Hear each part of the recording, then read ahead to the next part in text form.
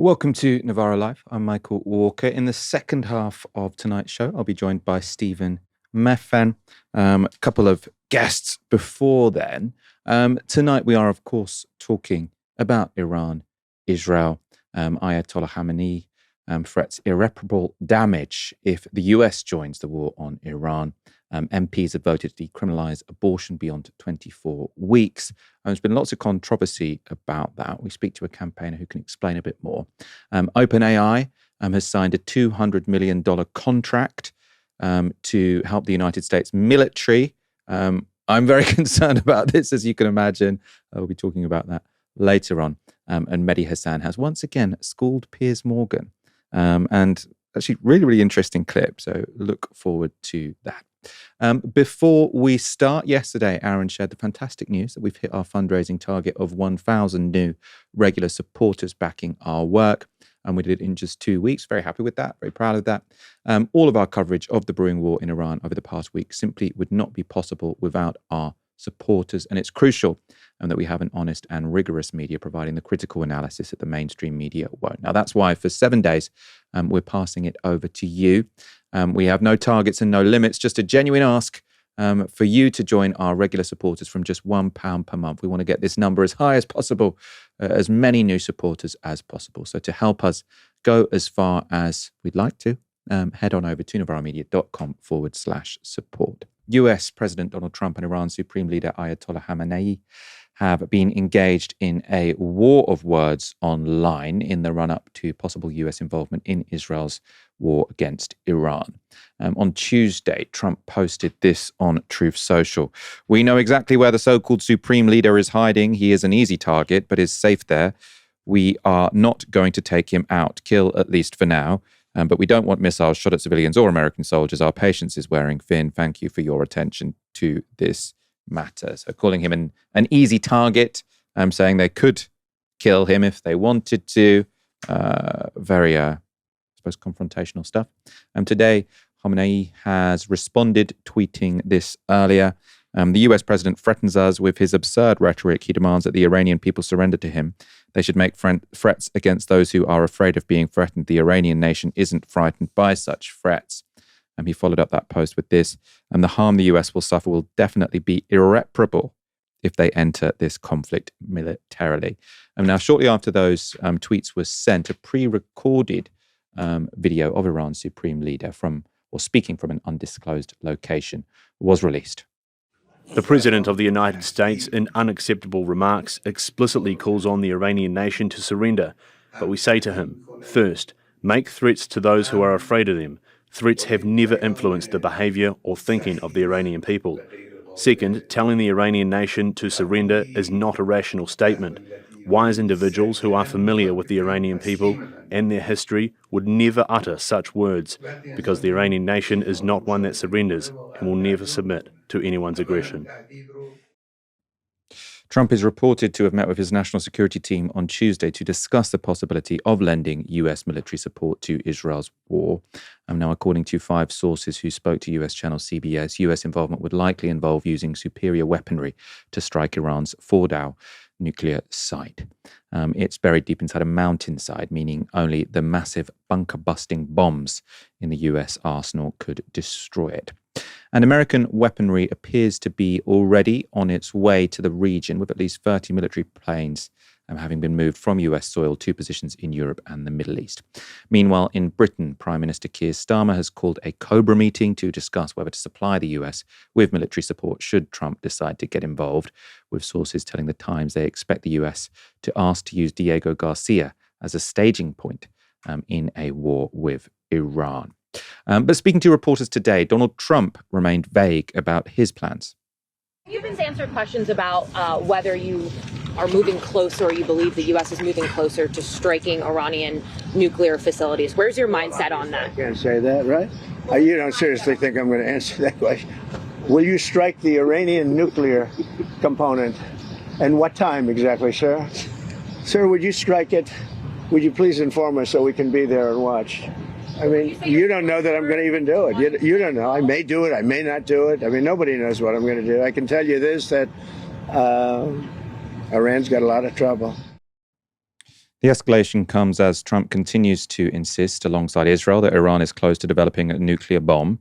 But Trump's own Director of National Intelligence, Tulsi Gabbard, testified in March that there was no evidence supporting that claim. And last night, the head of the world's nuclear safeguarding body, that's the International Atomic Energy Agency, appeared on CNN with a similar assessment. I mean, there is this competition about who is wrong or right about the time that would be needed. Certainly, it was not for tomorrow, maybe not a matter of years. I would there be perhaps more serious about this, and I don't think it was a matter of years. But this is speculation. Why? I go again to the beginning of my comment. These things we don't know, because if there was some activity which was clandestine or hidden or away from our inspectors, we couldn't know. What we informed and what we reported was that we did not have, as in coincidence with some of the sources you mentioned there, that we did not have any proof of a systematic effort to move into a nuclear weapon. I'm joined now by Eskandar Sadeghi, Senior Lecturer in the History of the Middle East at York University and an expert on Iran. Thank you so much for joining me. Let's begin with the war of words between Trump and Khamenei. So the Iran Supreme Leader has said that the damage they could do to US interests would be irreparable. I mean, is that just talk? Does Iran actually have that capacity?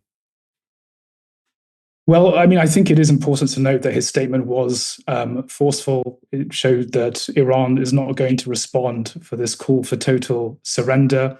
I was actually just reading the news before we got online, and it appears that actually shipping insurance through the Strait of Hormuz has already gone up 60%, and that's surely going to have a knock-on effect on energy markets. And this is only the beginning. So, I mean, I don't think that, I mean, to be honest, Iran has thus far said it is going to obviously defend the homeland, and there's been a sort of very much tapping into the deep reservoirs of Iranian nationalism. That's really clear, and that really does come through in Ayatollah Khamenei's statement. But they have also sought to show, and actually the foreign ministry spokesman was recently on Al Jazeera, and he had an interview and really was trying to actually paint Iran as the sort of the reasonable actor. It was very much appealing to the Arab Gulf states as well, and saying that Iran is not the agent of destabilization, instability in the region. That is very clearly Israel. But yeah, they absolutely will reserve the right, if they really do feel that they are under existential threat, to play those cards. And these could be both obviously Ansarullah in Yemen, which they obviously is an ally of Iran. We could also potentially even see Hezbollah step back into the breach, even though that would, have a very heavy cost for Lebanon, but it would obviously open up another front potentially. But I think that at the moment they're trying to avoid that.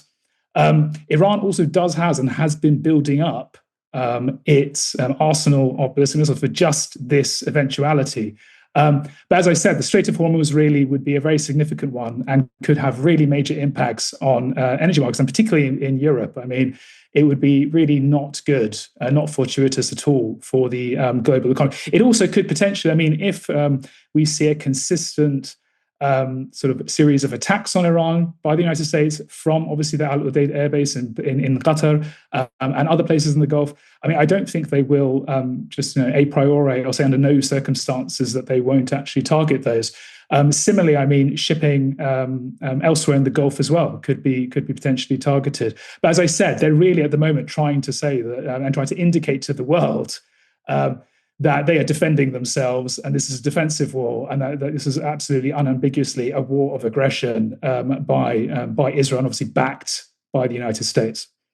Yeah, and you had a really interesting article in the New Left Review this week where you talked about the Strait of Hormuz. So as far as I understand, 20% of the world's oil goes through this seaway. So it's between the Persian Gulf and the Gulf of Oman.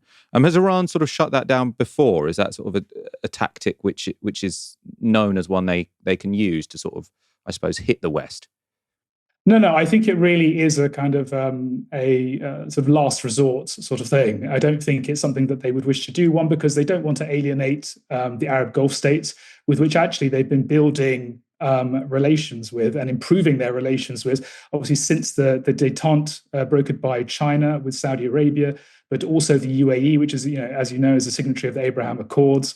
They have sort of traditionally have had good relations with Oman and Qatar, actually. And Iran actually came to Qatar's aid when it was basically laid siege to by the UAE and Saudi Arabia in previous years. So Iran certainly does not want to burn those bridges. Similarly, I mean, China would be very much negatively affected, if Iran did that. So, as I said, it really is in the event that they feel there's an existential threat. But it does seem that they have been engaging in some jamming and things like this, which has caused damage to a number of ships. And I think this is sort of like a shot across the bow. It's a warning.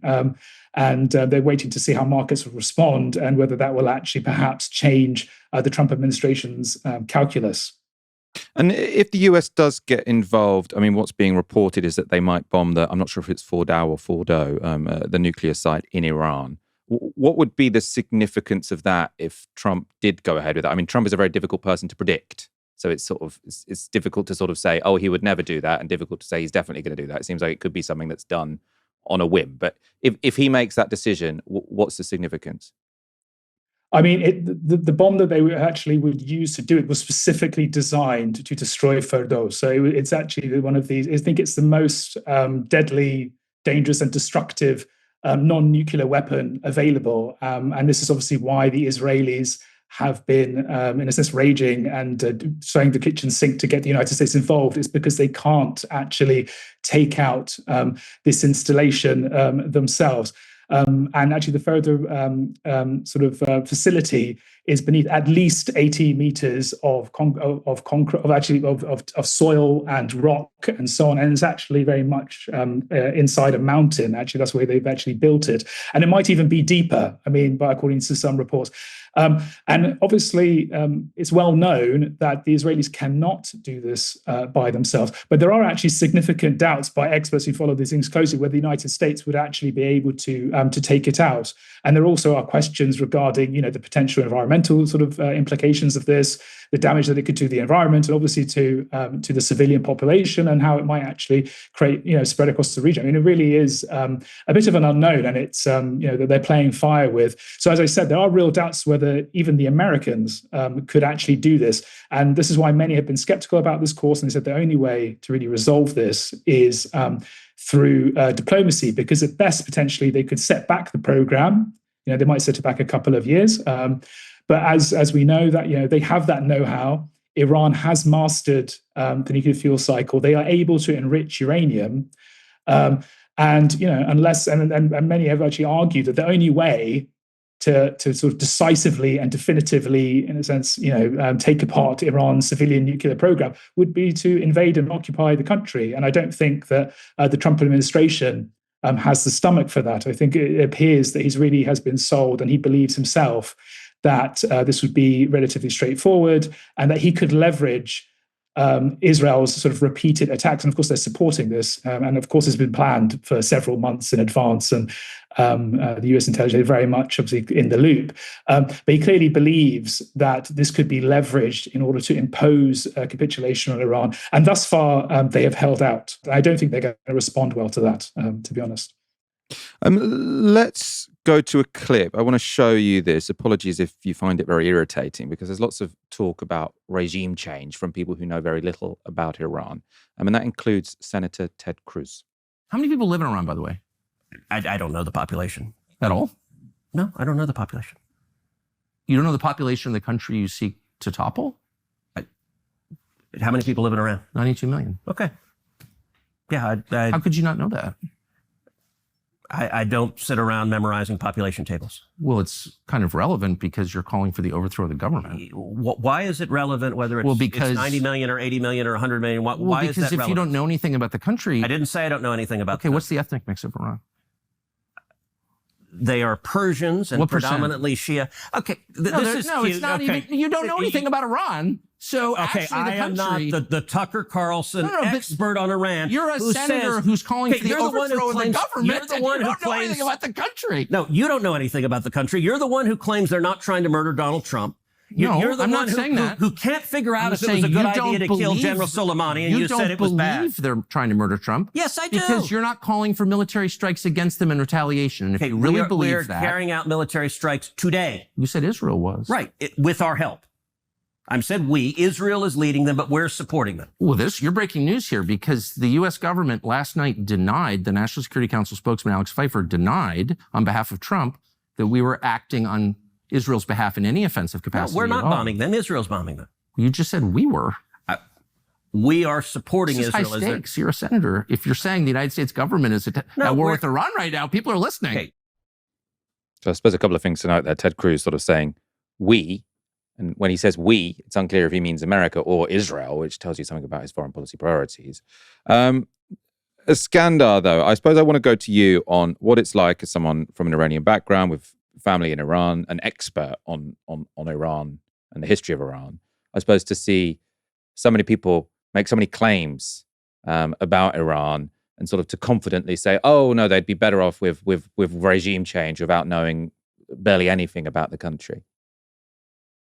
I mean, it's just the classic colonial racist hubris. I mean, they just see these countries as chessboards, as part of the quote unquote, the new great game. And they're completely indifferent to the history and, to the people, to the fate of those people, to the price that would undeniably be felt by those populations.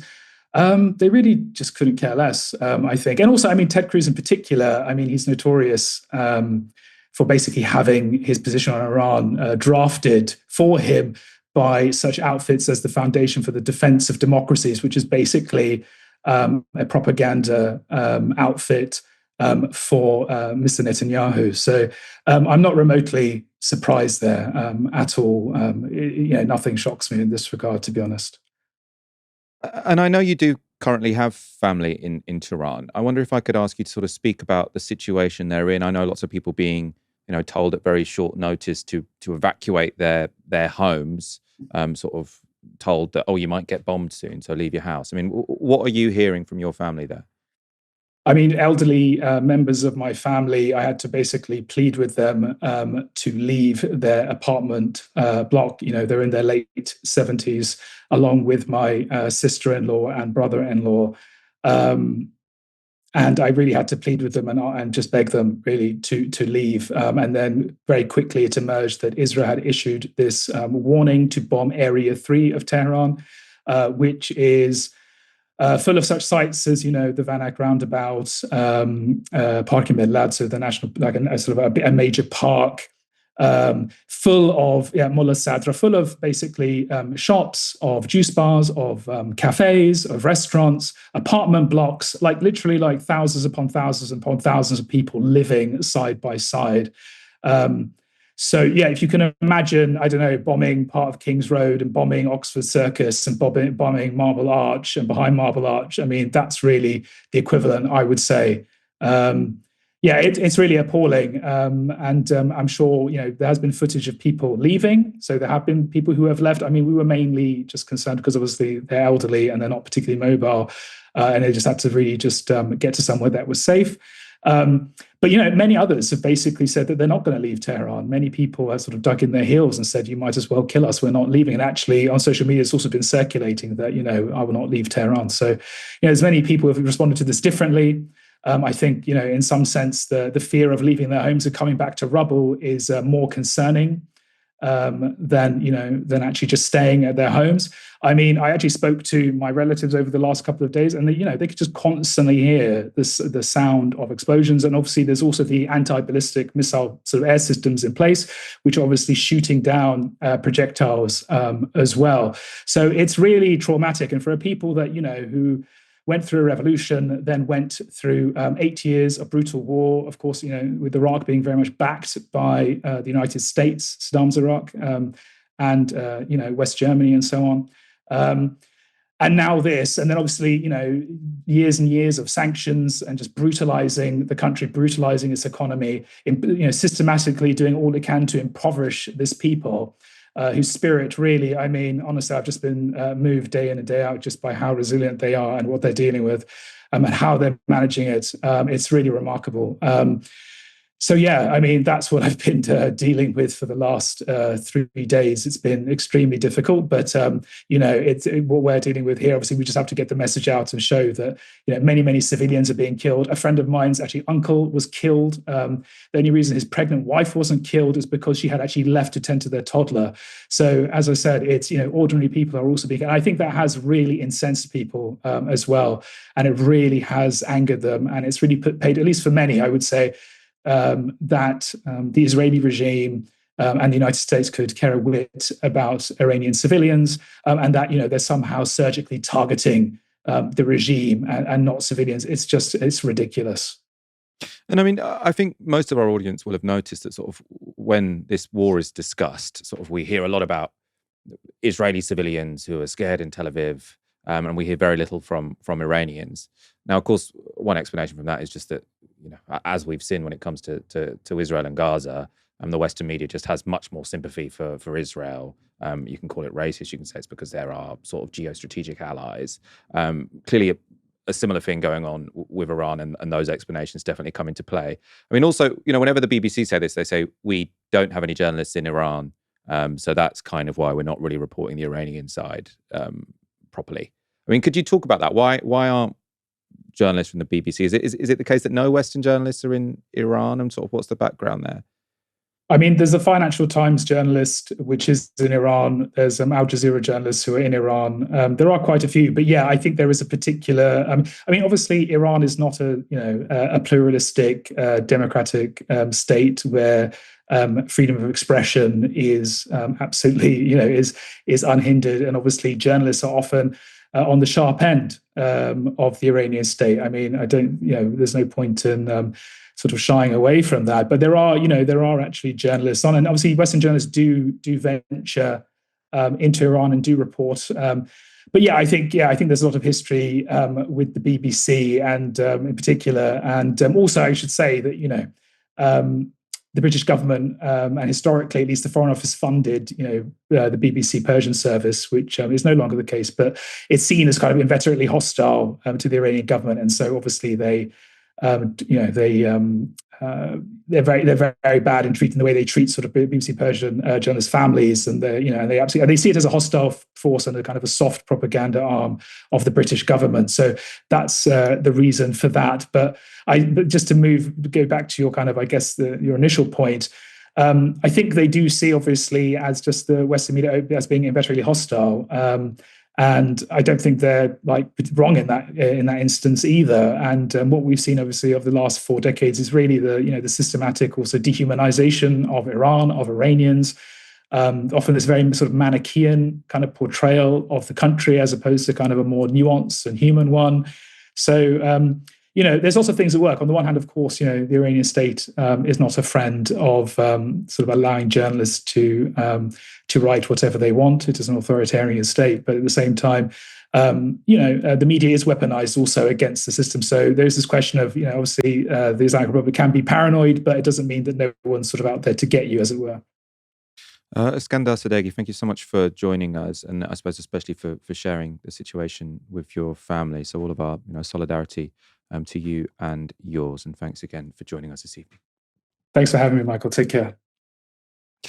Now, before we go on to our next story, we've got a very exciting event coming up. So next Wednesday, Aaron Bastani will be live and in conversation with French left-wing leader Jean-Luc Mélenchon for an episode of Downstream IRL. And that will be held at Theatre in Hackney. And we've got some tickets left, but they're going fast. Really, really interesting figure, Jean-Luc Mélenchon. He could be in the second round when it comes to becoming the next French president. Hell, he could be the next French president. I don't think he is the bookie's favourite, but I mean, if you're looking at a left-wing leader who could take power in Europe, I mean, he's about as close as you get. So follow the link in the description to get that one, or to get a ticket while you can. MPs have voted to decriminalise abortion for women who carry out terminations beyond 24 weeks. The amendment to the government's crime and policing bill was proposed by Labour MP Tania Antianazzi yesterday and was supported by 379 MPs to 137 against, so a big overwhelming majority. Many right-wing commentators, though, were not happy with the result of the vote, among them Jacob Rees-Mogg, who took to the airwaves to rant. Before I get on to my monologue, I can't but say a few words about that terrible vote from the House of Commons to allow infanticide of babies in the womb between 24 weeks and natural birth. This is a great tragedy. It means that up to 2,500 babies, on Antonia Antoniazzi's figures, 1%, could be killed in this way. Now the law is on its way to being changed. It is the cult of death that the Labour Party has. It will be seen by so many of them voting to finish people off, the elderly, in a vote later this week. It's one of the great sadnesses of this nation, and it puts us back to ancient Roman times when infanticide was legal. So is it really as bad as all that? Well, as the law stands, women and their clinicians can terminate a pregnancy in the first 24 weeks, with some exceptions granted beyond that if a woman's health is at risk. And according to abortion provider MSI Reproductive Choices, there have been at least 60 criminal inquiries in England and Wales since 2018 into women ending or attempting to end their pregnancy beyond 24 weeks. 6 women have been charged and summoned to court in the last 3 years. Now, Antoniazzi's amendment seeks to sever the link between criminality and abortion.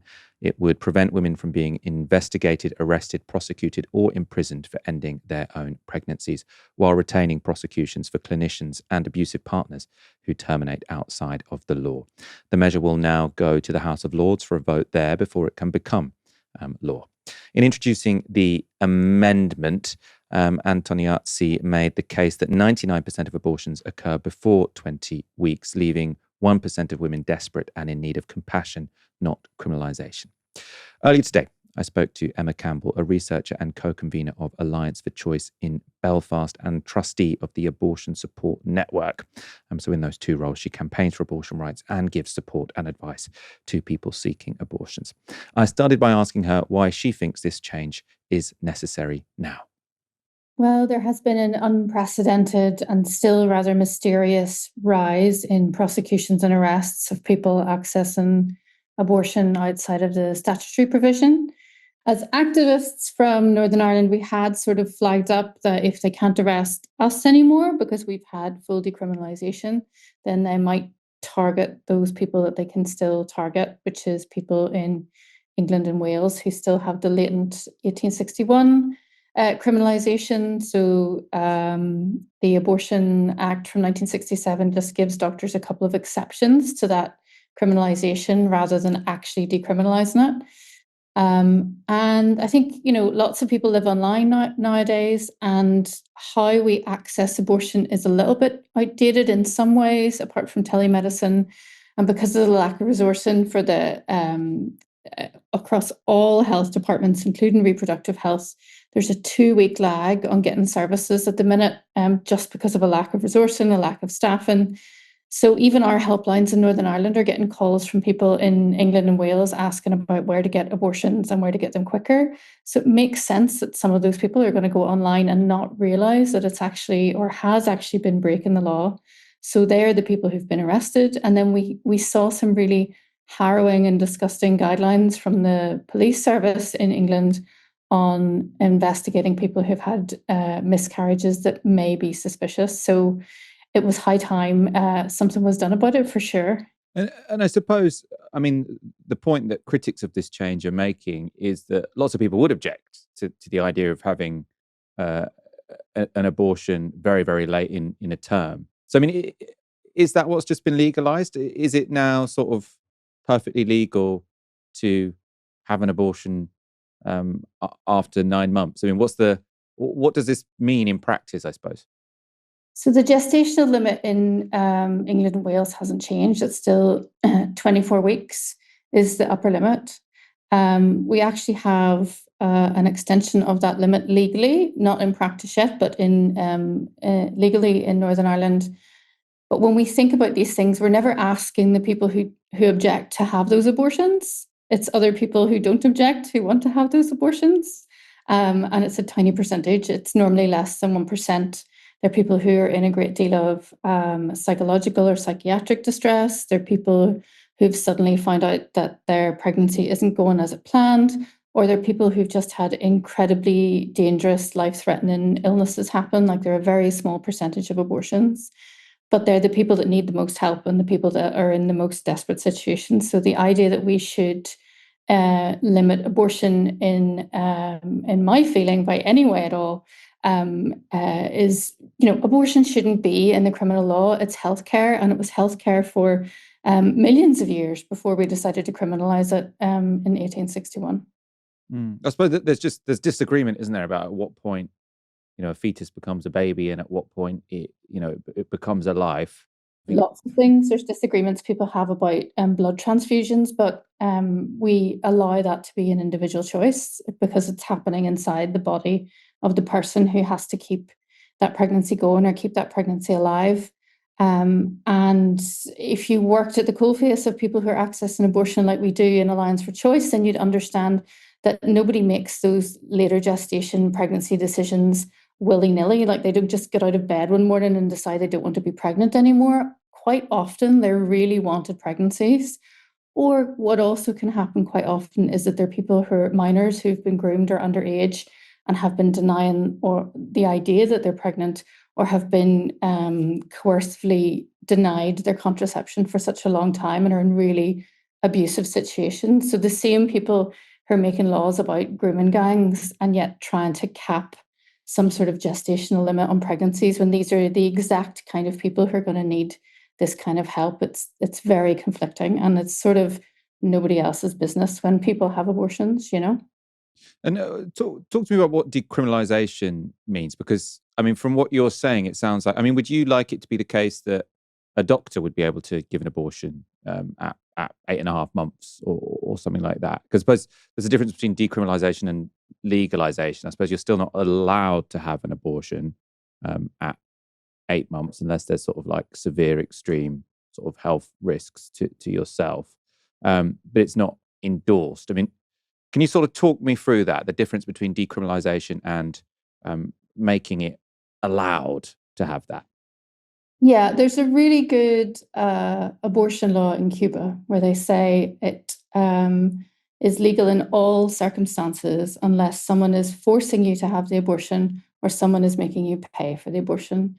And from my perspective, that's one of the best laws in the world. Now, it doesn't necessarily mean there's the best access, but they don't have the same stigma about abortion in Cuba, partly because of that sort of law.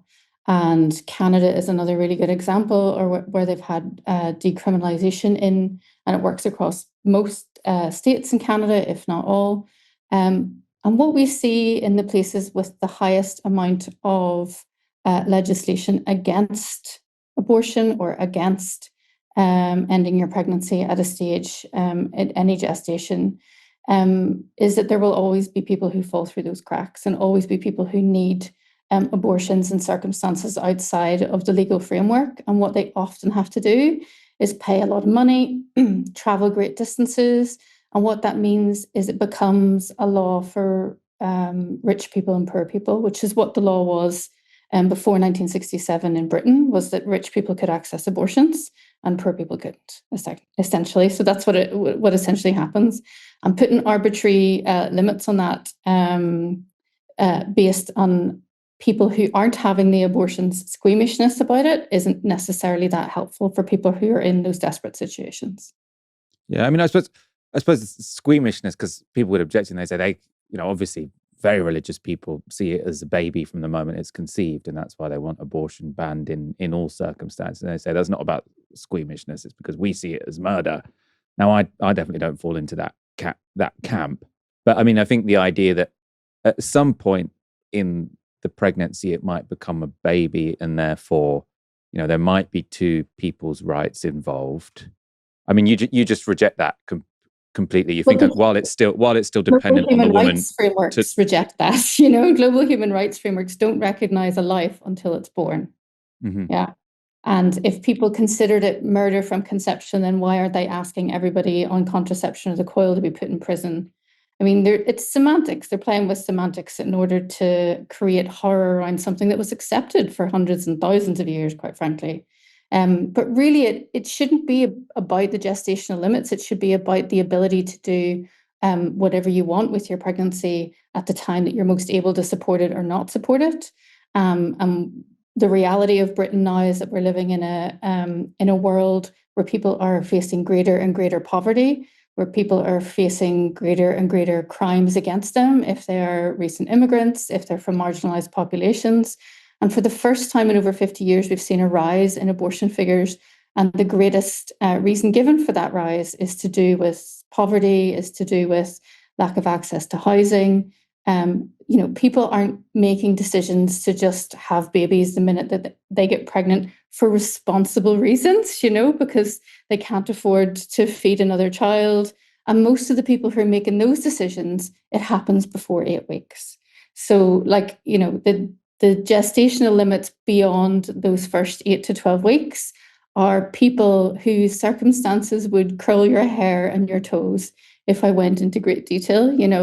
I've had those worst circumstance people. We've had people who have had their contraception implant cut out of their arm with a Stanley knife by a violent partner. Like, are you going to tell that person that no, they can't, they're going to be criminalized for having an abortion outside statutory provision? Like, it's barbaric, And I think we don't allow a religious minority to make laws on any other parts of our body. Like, it just doesn't make any sense.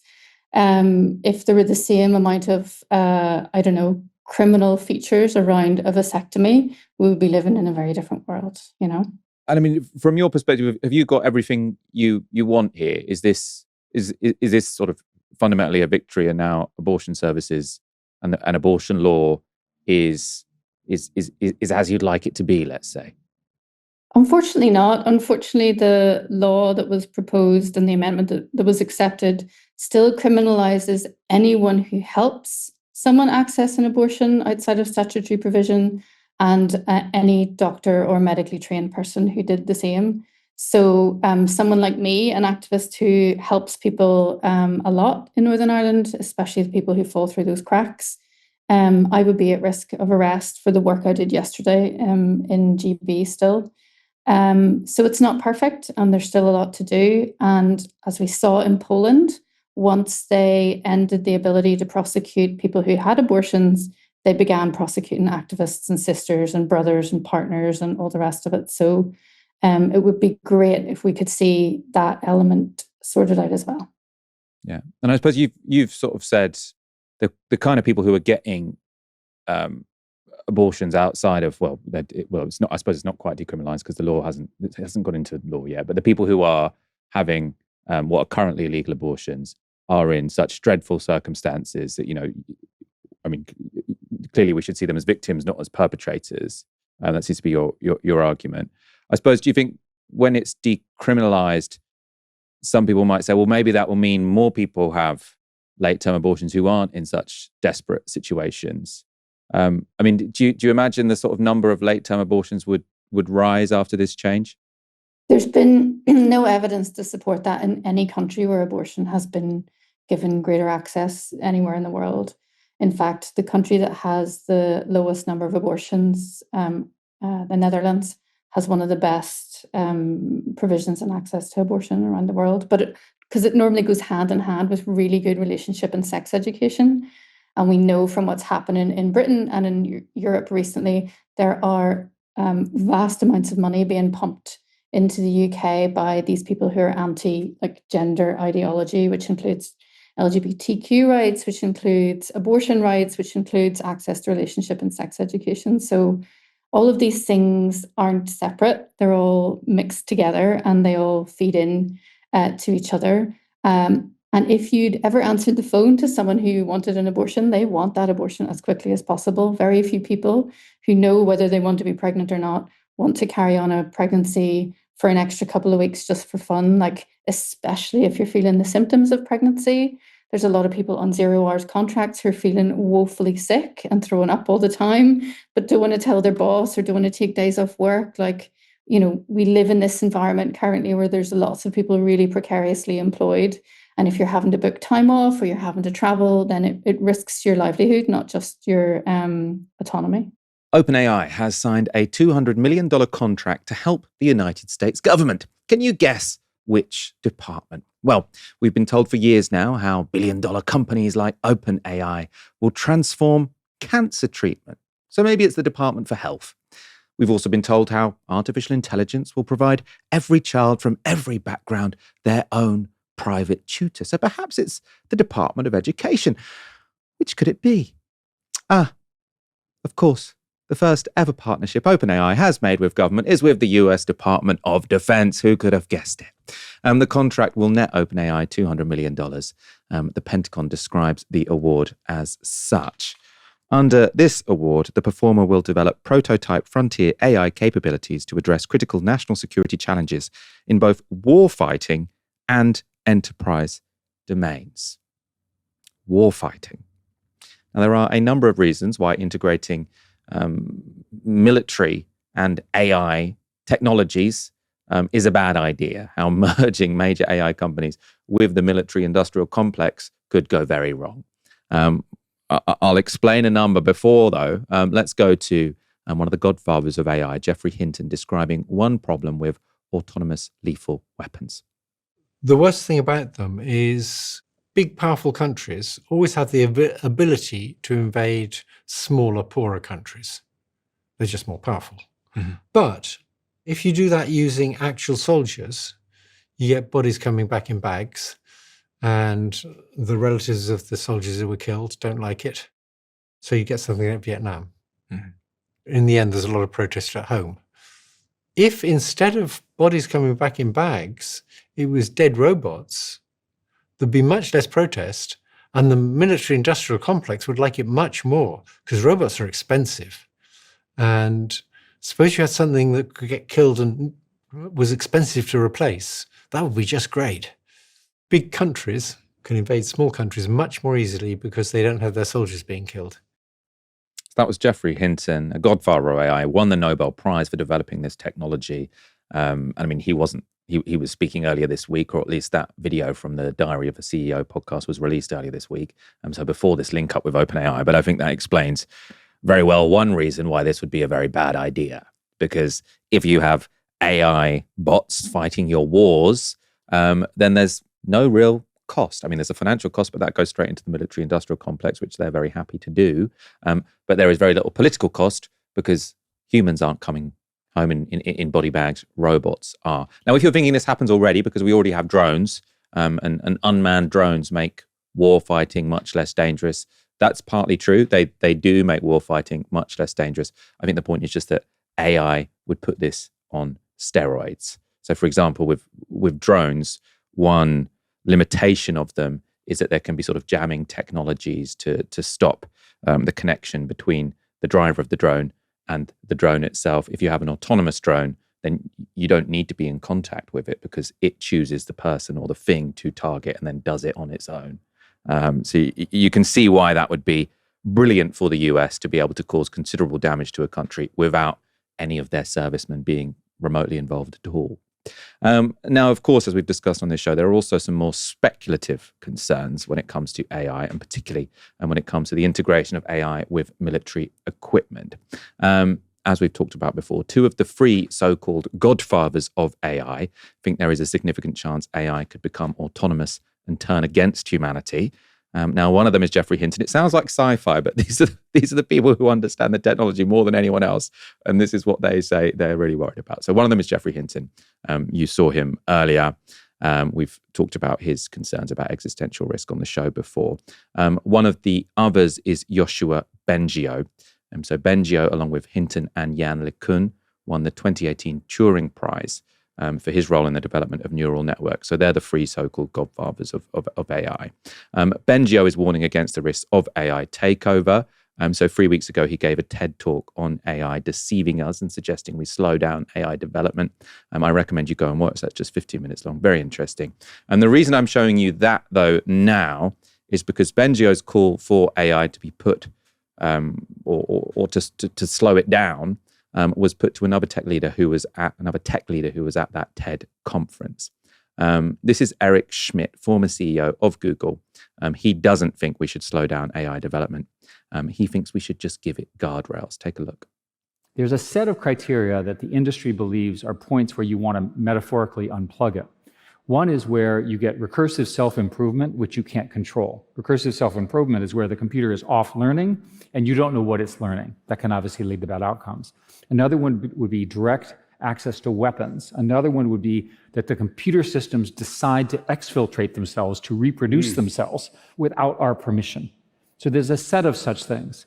The problem with Yashua's speech with respect to such a brilliant person is stopping things in a globally competitive market doesn't really work. Instead of stopping agentic work, we need to find a way to establish the guardrails. Now, I also recommend watching that full video of Eric Schmidt for a different reason to the one with Yoshua Bengio, because Yoshua Bengio I found very persuasive. Eric Schmidt I thought was completely terrifying, because he's basically saying we don't need to slow it down, we just need these guardrails. Everyone in the AI world agrees that these are the red lines. No one in the AI world has actually concretely said they wouldn't do recursive self-improvement. So OpenAI, Anthropic, DeepMind, none of them have said they wouldn't do that, right? And lots of them are saying that they think they're probably on the cusp of that. Computers trying to, or these models trying to exfiltrate themselves. Anthropic have just shown that one of their new models did try and do that, and they haven't stopped. They haven't pulled out the plug. And then when it comes to weapons, he's saying people realize that connecting them to weapons would also be a red line. If we were to begin doing that, then we should pull the plug. Well, as you can see, that's now happening, right?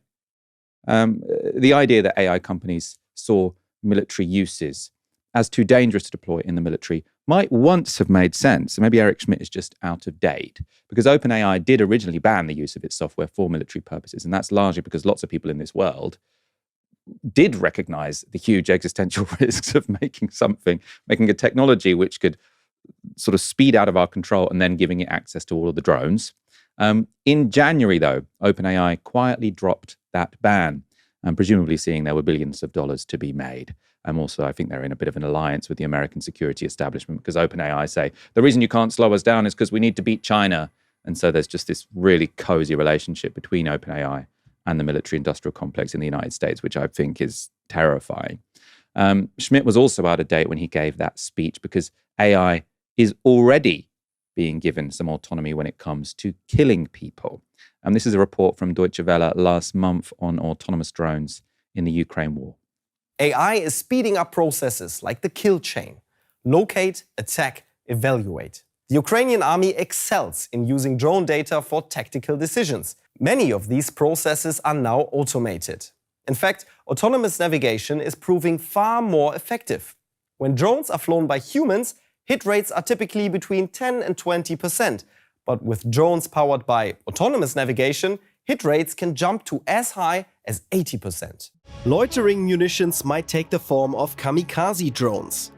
They circle over an area for up to 9 hours. Sensors identify potential targets, comparing them to the targets they were trained on. In the event of a good match, the drone and its explosive charge descends, crashing straight into the target. Typically, soldiers will monitor the process, keeping a human in the loop. If in doubt, they can still abort. So if in doubt, they can still abort. We'll see how long that lasts. As well, especially because, remember, as I said, one of the reasons why an AI drone is particularly valuable is because if you lose connection with it because of a system jammer, it can still get the job done. So there's a real incentive for the military to say to this AI, whether or not you lose contact with us, we want you to destroy this target. Right, so that is completely autonomous killing. Stephen Methven, welcome to the show. Sorry, it's been a while. These stories have taken quite a while. It's a very interesting show. But Stephen, are you as worried as me about the merger of these AI companies with the world's most advanced military? Yeah, I'd say I'm super worried about it. I was thinking while you were doing that piece about being a kid and watching the film RoboCop for the first time. I was probably far too young to be watching it, but it opens with, I think in Detroit, they've got a kind of autonomous robot police officer who goes haywire and kills some civilians. And you know who's delighted by that is the competitor AI robot company. Because the realization is that once these technologies are in the system of war or policing, they don't ever come out. They just need to get better or be improved. There's room for competition. And improvement in this case means improved killing machines. One of the things that I think of as the most disturbing aspect of modern warfare, and it's an aspect that this will only add to, is the remoteness of killing in modern war. So I think you put it in terms of it being less dangerous to go to war, but you sort of think that going to war should be kind of dangerous. There should be a sort of repellent force that means that it's a really big decision to make, not just because you're going to potentially lose some of your soldiers, but because you're asking human beings to kill other human beings. And the gamification of contemporary war, the remoteness, the fact that you can kill people from a faraway control center without having to actually witness or feel what it's like to kill them, taking on no moral hazard yourself as a soldier, I think is a very dangerous direction and disturbing direction that war has gone in. And of course, autonomous AI, would only make that worse, because it wouldn't even be clear, who would be responsible were it to go wrong, were civilians to be killed, were the wrong targets to be hit. So I find that pretty disturbing. I mean, it's also the case that it's not very clear that the use of AI. I mean, I think one of the arguments will be made is that AI warfare or AI-led warfare or AI-led weapons will be more precise, will have less room for error. But we know from AI that's already being used in war, like in Gaza, for example, that there are thresholds that are still set by human beings. So you have more accurate killing, but you can set the threshold such that you actually don't mind if a number of wrong people get killed. So, for example, lavender in Gaza, which is used by Israel to identify targets, has apparently a 10% error rate. That's according to Israeli magazine 972. And also the soldiers or the Israeli military was allowed to set the threshold to a relatively high degree when it came to the killing of civilians. I mean, obviously that we know serves Israel's grander purpose in Gaza. But that's a human decision, which is, when you set the threshold higher, you're therefore guaranteeing, when it's AI, which is maybe more accurate, the deaths of more civilians. And then there was another very disturbing sort of piece of AI used in Gaza called Where's Daddy? And again, what it did was it identified targets, and then it tracked them to their familial homes before those homes were bombed. So in other words, guaranteeing, in most cases, not just the killing of a target, but the killing of whole families. So those are very scary applications of AI in ways that have allowed a genocide to occur. And one of the reasons that a genocide has been allowed to occur is because there aren't soldiers who are in the same way actively involved in it. There would be much more, I think, resistance from soldiers, from reservists to it, if it was the case that there was actually confrontation between individuals and the actual human pulling of a trigger in many cases. So the removal of this kind of moral hazard that soldiers ought to really take on when they engage in warfare, just for me means that warfare will become more brutal. Not a good turn of events, I don't think. Not a good turn of events. I suppose, hearing how the IDF sort of speak about Palestinians, I think they probably would manage to do it without it being automated. I totally agree with you, though, that it does make it much easier. I would much prefer a person to have to make that decision and to face the real consequence. People say it with meat eating, don't they? That sort of, if you had to kill the cow or the sheep yourself, you might just go for the vegetarian option. And I think you can have a similar argument about war fighting, which is if you don't have to do the killing yourself, you don't face the same moral quandary which could stop you doing it in the first place. As for the sort of outcomes that people think are more sci-fi, because they are more sci-fi, I still just think, there's 3 godfathers of AI. Jan LeCun says he doesn't think we should worry about them taking control. 2 of them, Yoshua Bengio and Geoffrey Hinton, do. So that's 2 out of 3. That doesn't make me really confident that they are going to take control, right? What it does, though, is make me very reluctant to dismiss those concerns, right? If you've got two of the three godfathers of the technology saying this could end the world, I find the impulse to dismiss that concern strange, which is why I keep banging on about it. We will come back to this soon, I'm sure, because I find it all fascinating as well as terrifying. Mehdi Hasan has been making progress in shifting Piers Morgan's views on Israel, and this week he seemed to have done it again. Piers, you asked me a question at the beginning. It was a great question. Put yourself in Israel's shoes. We should always have empathy for whoever it is, enemies, allies. Let me ask the question back to you. Put yourself in the shoes of an Iranian official sitting in Tehran today who looks at a map of the region and sees Israel with nukes, Russia with nukes, Pakistan with nukes, India with nukes, nuclear-armed America next door in Iraq. Wouldn't you want nuclear weapons? I'm against nukes. Yeah, but if put you're yourself the in that regime, person's position. Mehdi, if you look at, Mehdi, you wouldn't dispute. Would you not think it's rational well, to have nukes? My response would be this: you wouldn't dispute that Iran's tentacles have been fueling for a long period of time Hamas, the Houthis, Hezbollah, and I presume you wouldn't also dispute that the tactical attack on Hezbollah through the pages, 3,000 of them targeted in a very precise way, that has led to Hezbollah basically throwing the towel in and saying we're not going to get engaged in this war with Iran, which is a very significant moment in this whole war, I would argue. If your question is, has Israel degraded Iran's supports abroad, its proxies, 100%. That's irrelevant to the rightness or wrongness of this. I'm asking you to put yourself in the position but all those proxies want to kill Iranian Israelis, government. Right? So that's why I think that Israel has a right. Let's not get... Well, as you've agreed, Israel's doing much of the killing right now.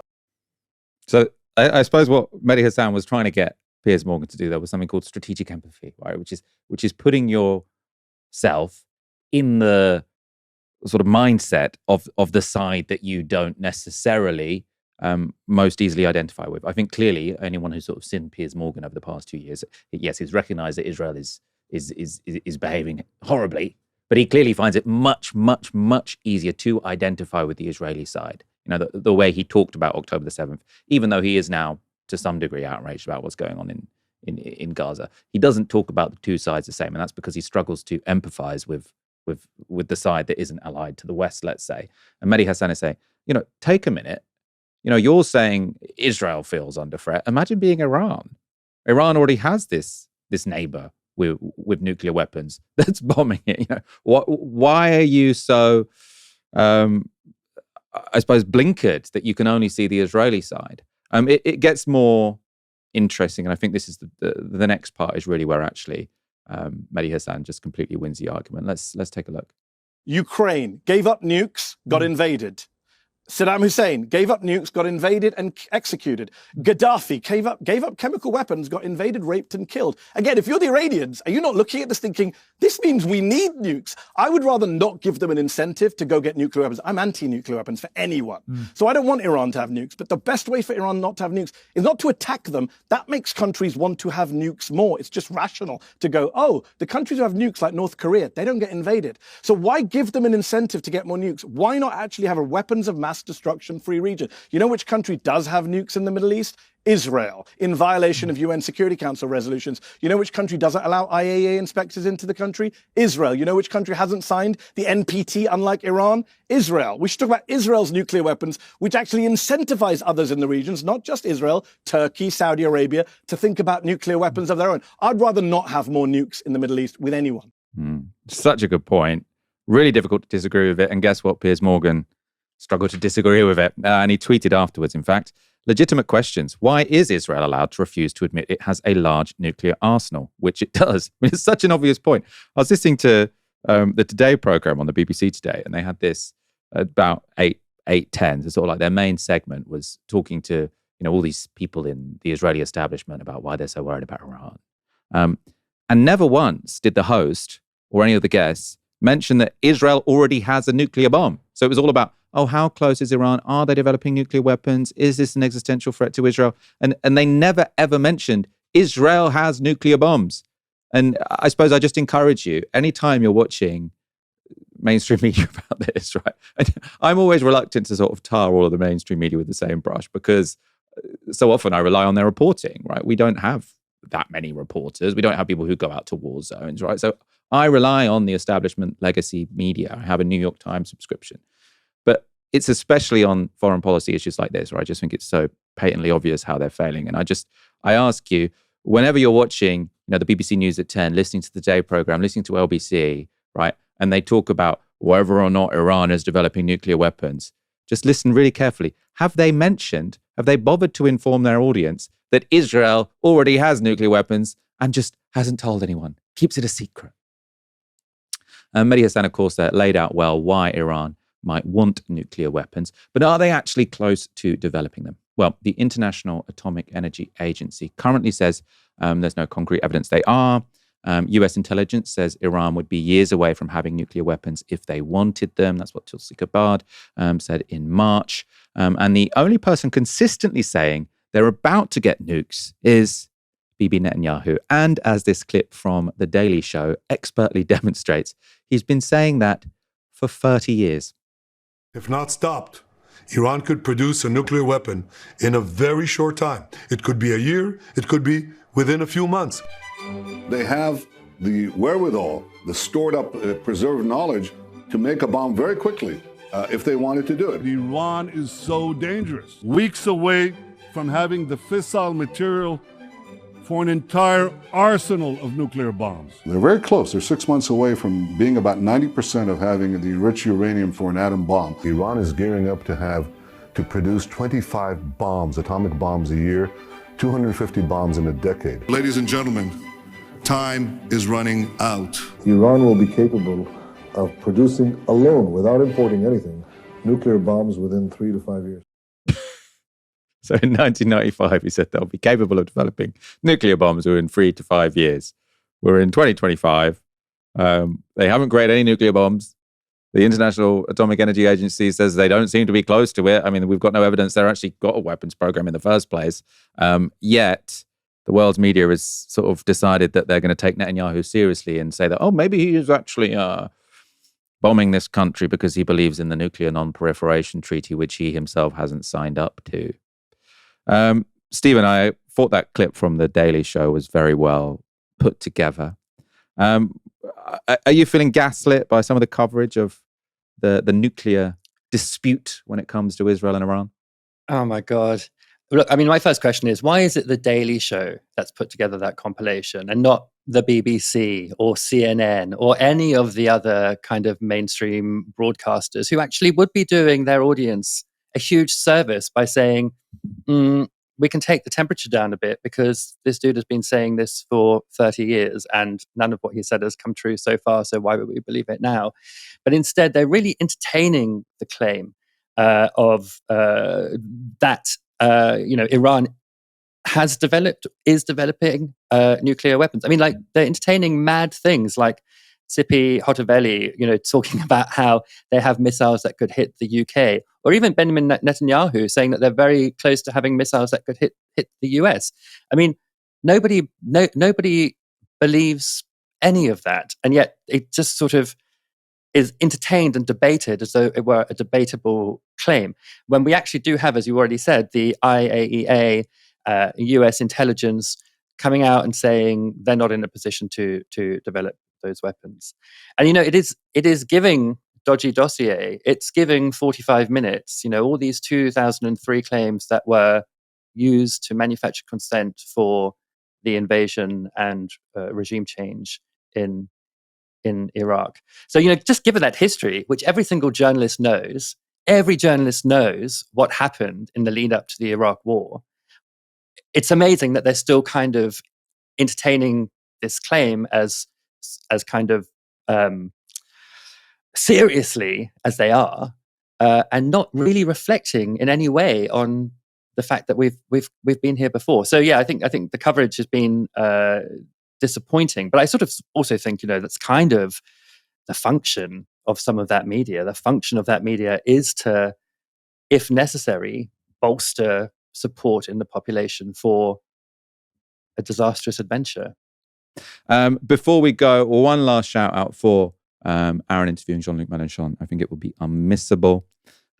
We will have the description to those tickets we will have the link to the description. We will have the link to those tickets in the description. This is why we don't do shows that are more than an hour long, because I completely lose my mind.